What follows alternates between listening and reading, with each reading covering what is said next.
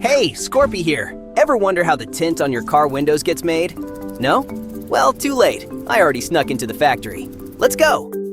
It all starts with this polyester film. PET if you want to sound smart at parties. It's optically clear, crazy strong, and thinner than a human hair. And yes, I'm surfing it. Professionally.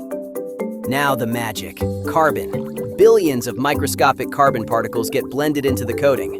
Why carbon?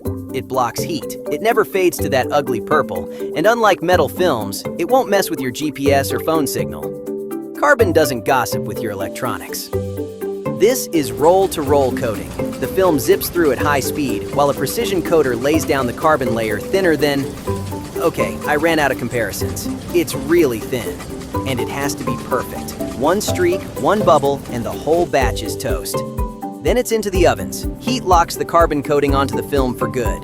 And no, I did not try to make s'mores. Okay, I thought about it. Here's the full sandwich. A scratch-resistant hard coat on top, the carbon PET layer in the middle, a pressure-sensitive adhesive underneath, and a release liner to protect it till install day. 4 layers, 0 excuses.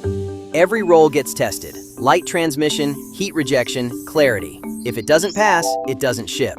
See? Even my high beams can't get through. That's the good stuff.